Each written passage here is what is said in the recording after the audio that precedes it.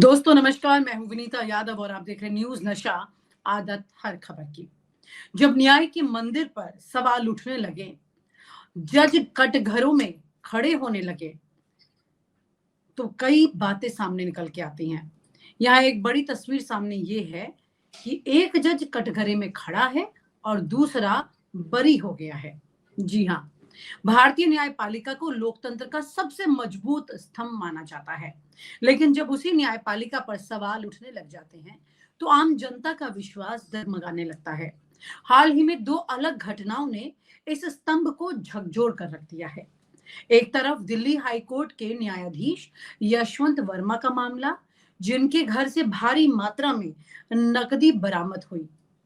वहीं दूसरी तरफ पंजाब और हरियाणा हाईकोर्ट की पूर्व न्यायाधीश निर्मल यादव को 15 लाख रुपए की रिश्वत के मामले में बरी कर दिया है। आपको याद होगा इस जज के बारे में भी। एक जज पर सवाल उठ रहे हैं तो दूसरे को न्याय मिल गया, लेकिन इन दोनों मामलों ने न्यायपालिका की छवि को बहुत बुरी तरह से धूमिल कर दिया। उसे नजरअंदाज नहीं किया जा सकता है। सवाल ये भी है कि क्या हमारी अदालतें अब खुद कटघरे में खड़ी हो रही हैं? दिल्ली हाई कोर्ट के वरिष्ठ न्यायाधीश यशवंत वर्मा का नाम अचानक सुर्खियों में जैसे ही आया, जब उनके घर पर आग लगी और उसके बाद इतनी बड़ी नकदी जो है वो पकड़ी गई, तो ये मामला लगातार तूल पकड़ने लगा। सोशल मीडिया ने इस मामले को दबने नहीं दिया और टीवी ने भी मजबूरन खुलकर फिर दिखाना शुरू कर दिया। आखिर एक जज के घर इतनी बड़ी मात्रा में कैश कहां से आ गया? क्या ये रिश्वत की रकम थी? क्या न्याय के मंदिर में भ्रष्टाचार बुरी तरह से घुस चुका है? इतनी बड़ी रकम घर पर कैसे थी? हालांकि दिल्ली फायर सर्विस के प्रमुख अतुल गर्ग ने बयान दिया कि उनकी टीम को घटनास्थल पर कोई नकदी नहीं मिली, लेकिन सवाल उठ चुके थे। इलाहाबाद हाई कोर्ट में तबादला विवाद और विरोध सब कुछ सामने आया। इस घटना के बाद सुप्रीम कोर्ट कोलेजियम ने अचानक न्यायमूर्ति यशवंत वर्मा को हाई कोर्ट ट्रांसफर करने की सिफारिश की, लेकिन किसी भी मामले में न्याय नहीं सुना सकते, ऐसी बात सामने आई। ये फैसला अपने आप में कई तरह के संदेह पैदा करता है और ये ट्रांसफर किसी बड़ी जांच से बचने का तरीका थी उस वक्त, ये भी सवाल था, या फिर न्यायपालिका में सब कुछ सामान्य था और ये एक नियमित प्रशासनिक फैसला था। Allahabad high court bar association के इस फैसले से बेहद नाराज हुआ। बार एसोसिएशन के अध्यक्ष अनिल तिवारी ने भी इसका काफी कड़े शब्दों में बयान दिया अपना और कहा कि अगर किसी आदमी के घर से इतनी बड़ी नकदी मिलती है तो उसे जेल में डाल दिया जाता है, लेकिन जब एक बात एक जज पर आ गई तो सिर्फ एक ट्रांसफर करके मामला निपटा रहे हैं। बार एसोसिएशन ने यहां तक धमकी दे दी थी कि अगर न्यायमूर्ति वर्मा का तबादला इलाहाबाद हाईकोर्ट में होता है तो वकील अनिश्चितकालीन हड़ताल पर चले जाएंगे। सुप्रीम कोर्ट का जवाब इसमें रहा कि अभी कोई जांच नहीं। सुप्रीम कोर्ट ने दरअसल याचिका मतलब उस पर एफआईआर को लेने से मना कर दिया। जब ये मामला बढ़ा तो सुप्रीम कोर्ट को ये तस्वीर भी सामने करनी पड़ी, साहब वीडियो भी उन्होंने साझा किया, तमाम तरह की चीजें सामने आई और ये मामला लगातार तूल पकड़े हुए अभी तक कोई ये धूल नहीं छटी है। किसी को नहीं पता वो कैश किसका था ना। जिस कोर्ट में जज के सामने लोग खड़े होकर सच बोलते हैं, यहाँ पर जस्टिस यशवंत वर्मा कुछ बोल ही नहीं रहे हैं। अंदर अंदर चर्चा ये है कि उन्होंने ये बोला है कि अगर उन पर आंच आई तो वो कई लोगों की पोल खोल देंगे। ये तमाम तस्वीर सामने है। ये न्यायपालिका है। दूसरा मामला जो न्यायमूर्ति निर्मल यादव का था, कैश एट डोर, ये मामला और बरी हो जाना उनका। ये मामला क्या था, इसे थोड़ा ध्यान से समझिए। क्या था? 15 लाख रुपए की रिश्वत का ये मामला। 13 अगस्त 2008 की रात पंजाब और हरियाणा हाईकोर्ट की न्यायाधीश निर्मलजीत कौर के सरकारी आवास पर 15 लाख रुपए नकद पहुंचा दिए गए थे। जब उन्होंने ये पैसा देखा तो तुरंत पुलिस को सूचना दी। बाद में जांच से पता चला कि ये रकम गलती से उनके घर आ गई थी। दरअसल ये रकम जो थी वो न्यायमूर्ति निर्मल यादव के लिए थी। जैसे ये मामला सामने आया, सीबीआई ने जांच शुरू कर दी और 2011 में चार्जशीट दायर कर दी। 12 साल की लंबी लड़ाई हुई और अब वो बरी हो गई। करीब 12 साल तक ये मामला कोर्ट में चला। इस दौरान कई गवाह पेश हुए, सबूत जुटाए गए, बचाव पक्ष ने दलीलें दी। आखिरकार सीबीआई कोर्ट ने 2024 में न्यायमूर्ति निर्मल यादव को सभी आरोपों से बरी कर दिया। अदालत ने कहा कि अभियोजन पक्ष आरोप साबित करने में असफल रहा। न्यायपालिका की छवि पर सवाल। अब यही सवाल है कि न्याय निर्मल यादव वाकई निर्दोष थी या सबूतों की कमी ने उन्हें बचा लिया। क्या भारत में ऊंचे पदों पर बैठे लोगों के खिलाफ सबूत जुटाना आसान है? अगर गलती से भी 15 लाख रुपए उनके घर पहुंच सकते हैं तो इसका मतलब क्या है?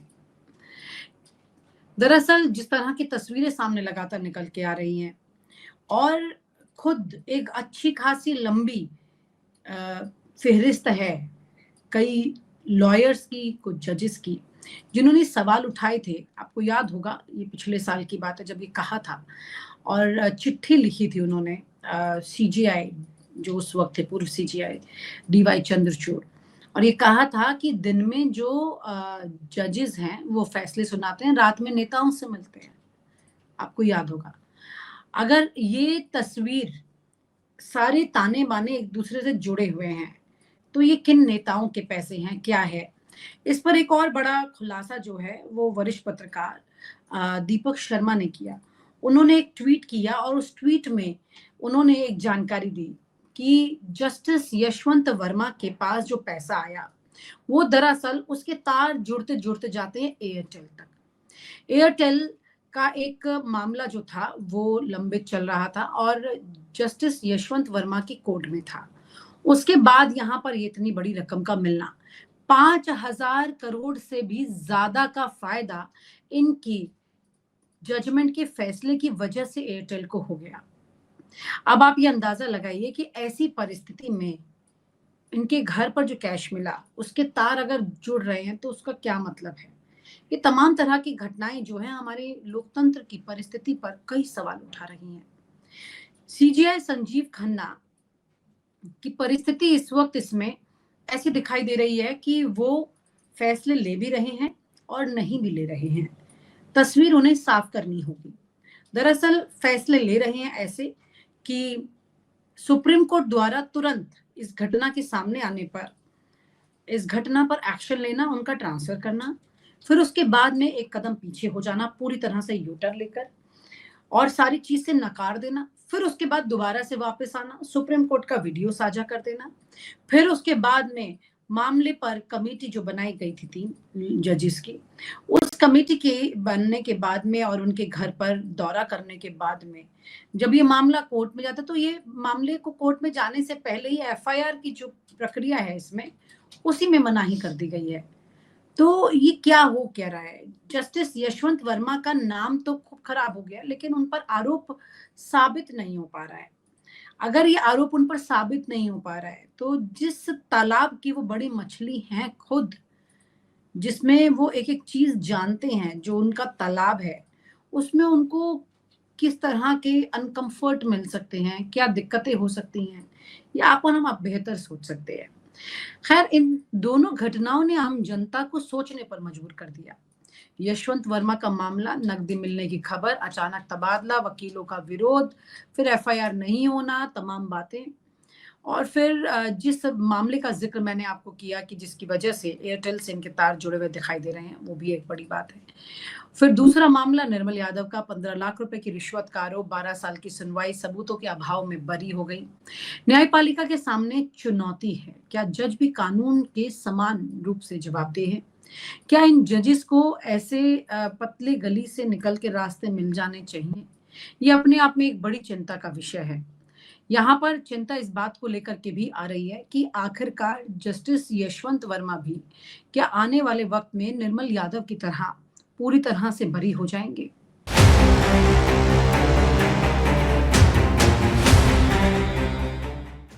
न्यायपालिका की निष्पक्षता पर अगर कोई सवाल उठता है तो यह लोकतंत्र की बुनियाद को हिला सकता है। हाल ही में वरिष्ठ पत्रकार दीपक शर्मा के एक्स यानी पूर्व में ट्विटर पर किए गए एक सनसनीखेज खुलासे के बाद देश में चर्चा तेज हो गई है। मामला दिल्ली हाई कोर्ट के जस्टिस यशवंत वर्मा से जुड़ा हुआ है, जिन्होंने एक महत्वपूर्ण टैक्स विवाद में इंडस टावर को राहत दी थी। इस फैसले के बाद यह सवाल उठने लगे हैं कि क्या यह न्यायिक निर्णय पूरी तरीके से पारदर्शी है या इसके पीछे कोई बड़ा खेल चल रहा है। 54,454 करोड़ का विवाद क्या था? इंडस टावर, जो कि भारतीय एयरटेल की सहायक कंपनी है, और सरकार ने 54,454 करोड़ रुपए जीएसटी टैक्स लगाने की मांग की थी। मामला इनपुट टैक्स क्रेडिट से जुड़ा हुआ था, जहां सरकार ने दावा किया था कि इंडस टावर ने कुछ ऐसे लाभ उठाए हैं जो नियमों के अनुरूप नहीं थे। लेकिन दिल्ली हाई कोर्ट के जस्टिस यशवंत वर्मा और उनके सहयोगी जज ने इस मामले में इंडस टावर को पूरी तरीके से राहत दे दी थी। इसका मतलब यह था कि भारतीय एयरटेल को सरकार को 54,454 करोड़ रुपए का टैक्स देने की जरूरत नहीं पड़ी। दीपक शर्मा का दावा, बोरे में नोट। बात तब और गंभीर हो गई जब पत्रकार दीपक शर्मा ने अपने एक्स अकाउंट पर एक पोस्ट डाली, जिसमें उन्होंने लिखा, जस्टिस वर्मा के बंगले में 4 बोरे नोट रखे थे या 5, किसने रखे? क्या कोई डील हुई थी या ये किसी की साजिश थी? मुझे नहीं मालूम, लेकिन आईबी यानी इंटेलिजेंस ब्यूरो में इस पर चर्चा हो रही है।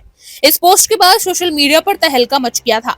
लोग सवाल करने लगे कि क्या 54,454 करोड़ के इस कर राहत के बदले कोई डील हुई थी? क्या इंडस टावर को बचाने के लिए कोई खेल हुआ? अब सबसे बड़ा सवाल यह है कि यह सिर्फ एक संयोग था या फिर इसके पीछे कोई गहरी रणनीति थी? टैक्स छूट क्यों दी गई? सरकार और टैक्स अधिकारियों का मानना था कि इंडस टावर को इनपुट टैक्स क्रेडिट नहीं मिलना चाहिए था, लेकिन अदालत ने इसे उलट दिया। ऐसा क्यों हुआ? क्या कोई ठोस कानूनी आधार था या फिर इसके पीछे कोई और ही कारण था? भारतीय एयरटेल का फायदा, अगर यह टैक्स देना पड़ता तो एयरटेल को सरकार को 54,454 करोड़ रुपए का भुगतान करना पड़ता, लेकिन इस राहत के चलते यह पैसा अब कंपनी के पास ही रहेगा। क्या कोई पैसे का लेन देन हुआ? दीपक शर्मा ने जिस बोरे में नोट वाली बात की तरफ इशारा किया, वह बहुत गंभीर है। अगर इसमें सच्चाई है तो यह देश के न्यायिक तंत्र में बड़े भ्रष्टाचार का मामला हो सकता है। आईबी की रिपोर्ट क्या कहती है?